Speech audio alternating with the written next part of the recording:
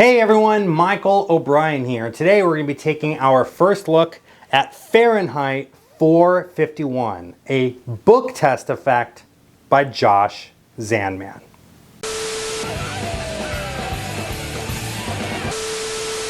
Hey everyone, Michael O'Brien here, and I'd like to thank you so much for joining me for another first look video where my job is to take a closer look at some of the latest and greatest magic effects before they even hit the shelves. And today I'm excited to announce Josh Zandman's latest book test, the Fahrenheit 451 book test. Now, in this video, I'm going to discuss with you guys some of the methods that are included in here, as well as the all new any word on any page method that Josh has included in here. But before I do any of that, let's go ahead and take a quick look at a performance of the new method. All right, have you ever read Fahrenheit 451? I have. Yeah? For those of us watching at home, just to refresh your memory, maybe if you haven't read it since high school, or maybe you've got the Cliff Notes version, it's like a dystopian future type thing where if you look here, you'll see there's firemen. But the firemen's job were not to put out the fires. They were actually the ones starting the fires. They used fires to burn any kind of books that were not approved by the government. I thought it would be kind of cool to do something with this book. Okay? Now normally what I do is I flick through the pages like this. You say stop, I have you look at a word on the page, and then I tell you exactly what word it is that you're thinking of. But believe it or not, I've been accused of cheating. Some people think maybe I'm peeking at the book. Other people think maybe I can feel right about where on the page I'm stopping, and I can kind of estimate what page I'm on. So I'm going to put this entirely in your hands, but I want this to be as fair as possible. So what I'm going to have you do is just flick through the pages like this. You'll stop at any page that you want, and you're going to find a word on the page. Fair? But the word that I want you to find is a good, interesting word. I don't want you to find like an is, and, the, but, one of those words. I want you to find a good, interesting word, right? Like for example, we're here right on the very first page. Let's just say you were to look around and you saw like venomous, or kerosene, symphonies, numbered, marshmallow might be a fun, interesting word. So I want you to do that. Think of an interesting word on any page in the book. There you go. And just make sure you hold the book up so I can't see exactly what it is that you're looking at, okay? You got a word? In just a second, what I'm going to have you do is read the entire sentence that contains the word that you're thinking of. That way you got more context about where in the story you are, because I don't want you to just think of a word. I want you to visualize the story itself, okay? Go ahead. Yes. Done? You got your word? You're thinking of the story? Go ahead and close the book. Focus on it.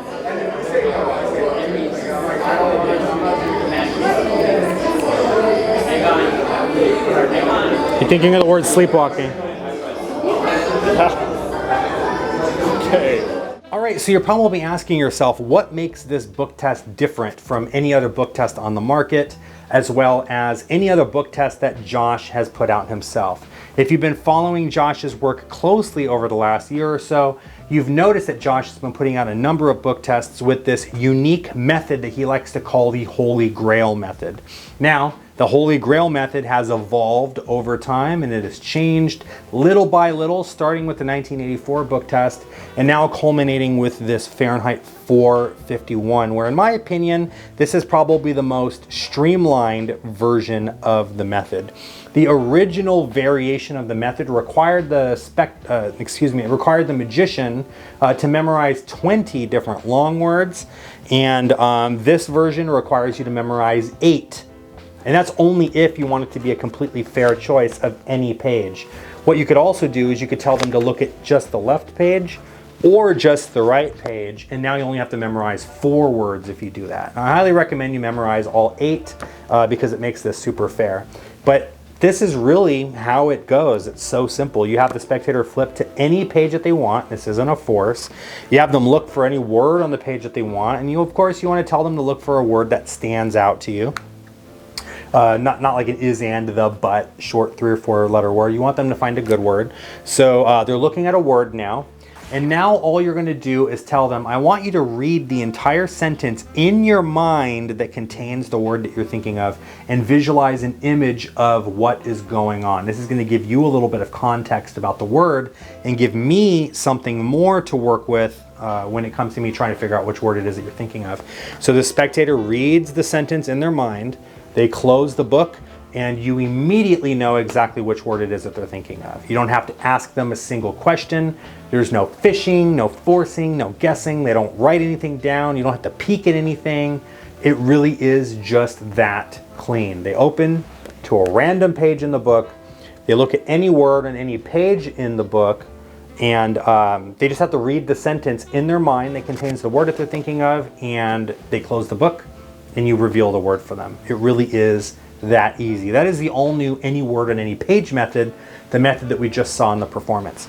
Now, there are 4 other methods in here as well, including the original Zandman Book Test method, where you flip through to any page, have the spectator look at the first word on the page, and then you can tell them exactly what word it is that they're thinking of, right? So again, no fishing or forcing or guessing or anything. It's a completely fair choice at a page. You can stop anywhere. You look at the first word there, and I know just right off the bat that you're thinking of the word even. How do I know that? Because the book is telling me. I don't have to do anything extra. I don't have to ask a single question. The book literally tells me exactly which word it is. Now, this is what I like to call lightly examinable, right? You cannot hand it to a spectator and let them read it as if they were reading a full novel from cover to cover. But at a glance, they can flip through. So one of the first things the spectator thinks is, as I'm flipping through, maybe the first word on every page is the same, but you can show them that they're all different by flipping through just like this. There are no duplicated words repeating over and over again when you do this Zandman Book Test method. And it really is, again, it's a fair choice. You could say stop there, and they could say, no, we want you to keep going. Right there is okay. Look at the first word there, right? And you can immediately tell them exactly which word it is that they're thinking of. So that's the original Zandman Book Test method. Now, another method is, instead of having them look at the first word on the page, you can have them look at the last word on the page. And instead of having one spectator think of a word, you can have multiple spectators think of a word. So you could take the book, toss it out into the audience, and let 5 different spectators each flip to a random page, look at the last word on the page, close the book, hand it to another spectator. So now you have 5 different people, each thinking of a word from the book. Have all 5 of them stand up, close their eyes, imagine their words right before their eyes, and you point to each individual spectator, naming the words that they're thinking of. And you simply say, if I got your word right, please go ahead and have a seat. And all 5 spectators will have a seat. And it really is that easy. You don't have to memorize anything to do this. If you can memorize 5 words, it makes it stronger, but theoretically speaking, you don't have to memorize anything to do what I just told you. There's another method called the reverse book test, where you can introduce a second book into the mix, and now you can read the spectator's mind using 2 different books. The spectator could be standing on the other side of the room, their back could be to you, you're not peeking in anything, the page is completely freely picked from the book, right? And you're still able to tell them the word it is that they're thinking of in the book. So the reverse book test is very powerful as well, and it also gives you an opportunity to add a second book to this. And I just want to be clear, that second book can be any book. It doesn't have to be a gimmick. It doesn't have to be a Zandman book. It could be any book that you like. It doesn't have to be a specific book. It doesn't have to be another copy of Fahrenheit 451. In the tutorial, which, by the way, spoiler alert, I'm the one doing the tutorial for you guys. So if you enjoy listening to my voice and seeing my beautiful face, you're welcome. But in the tutorial, I use like one of my wife's mental health books. She's a therapist. So I use like one of her mental health books that she uses with her work and whatever. And that's the book that I use along with this. So it really can be any book that you want. Now, last but certainly not least, one of my favorite book test methods of all time is going to be the Pegasus page method. And what is a Pegasus page? Basically, what you're going to do is you're going to have the spectator choose a random page, right? And there's a couple ways that Josh teaches this. He uses a bookmark here, and let me try to get a little bit closer up so you guys can see. It's a really cool looking little bookmark. It's a prop from the Fahrenheit 451, right? It says, Fireman Guy Montag, Fire Chief.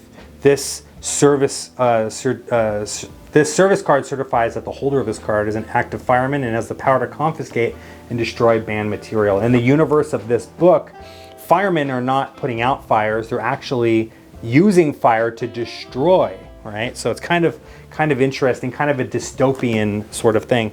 But basically what you would do is you would flip through, right? You would have the spectator stop at any page that they like, or you can mark the page that you want them to stop on with the bookmark. That's probably the easiest way to do it. That's the self-working method. The other method, to have them stop at the page that you want them to stop at, does take a little bit more practice, but nothing crazy. So they're going to choose a page, they're going to choose a word on that page, and then when you close the book, something incredible is going to happen. You are going to produce the page that they're thinking of. So let's just say they were thinking of page 91. You're going to open up the page and ask them what word they were thinking of. You're then going to reveal that the word that they're thinking of is now circled on the page. And then when you go back through the book, so that's page 91. So I'm flipping through just like this to page 91. Wait a minute. Page 90, 93. You open the book and you reveal, I'm not sure if you can see that on the camera or not, page 91 is completely missing.